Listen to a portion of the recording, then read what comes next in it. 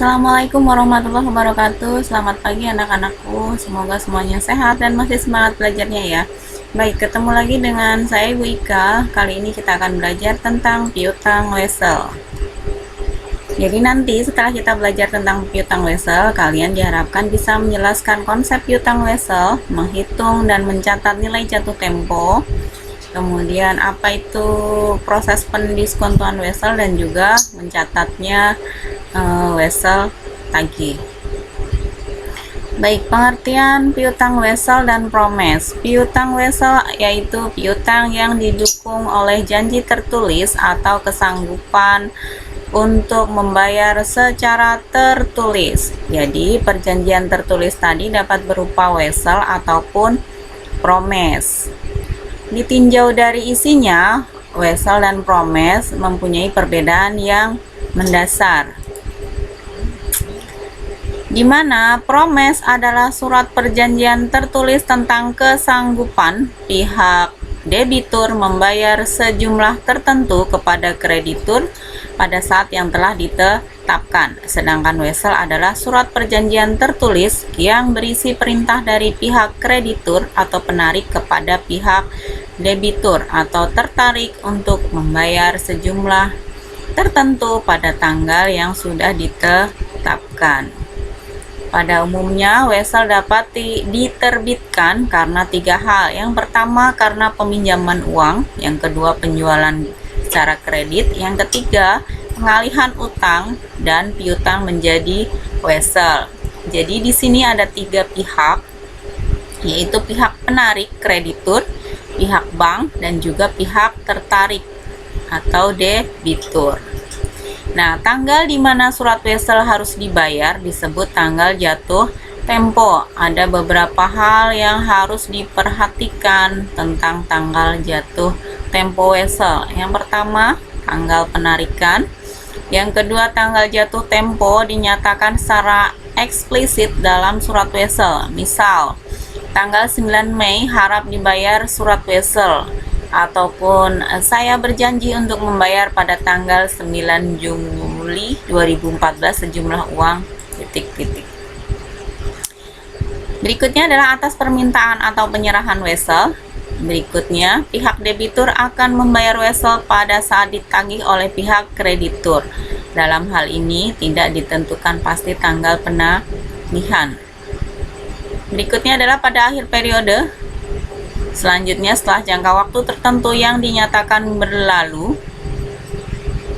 berlaku artinya setelah sekian hari, sekian bulan, sekian tahun wesel harus dibayar. Misalkan setelah 30 hari setelah tanggal tersebut di atas harap dibayar berapa jumlahnya.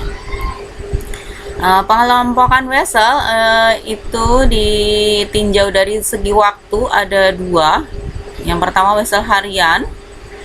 Wesel atau promes jatuh tempo dinyatakan secara harian. Yang kedua, wesel bulanan. Wesel atau promes jangka waktu dinyatakan secara bulanan. Wesel ini jatuh tempo pada tanggal yang sama dengan tanggal pembuatannya satu periode berikutnya.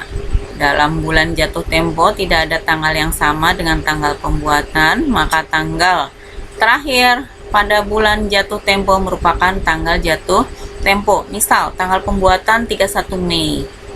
Jatuh tempo 1 bulan kemudian, maka jatuh tempo tanggal 30 Juni.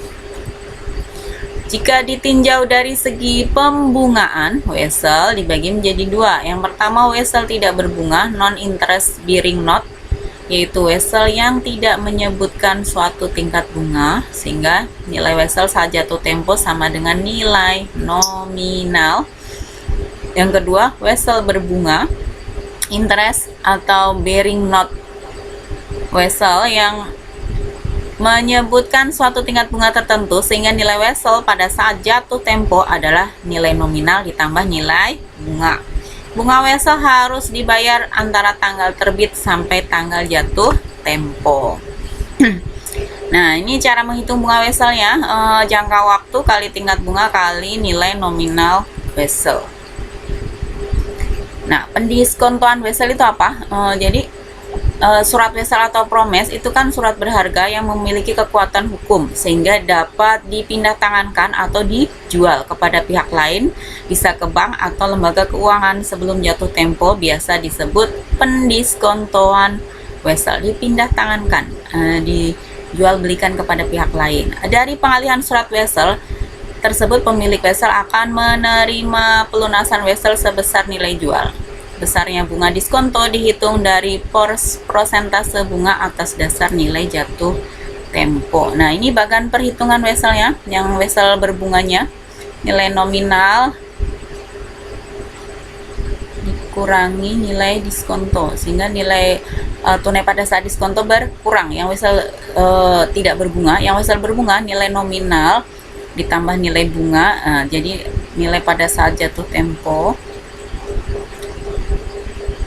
itu nilai nominal ditambah bunga.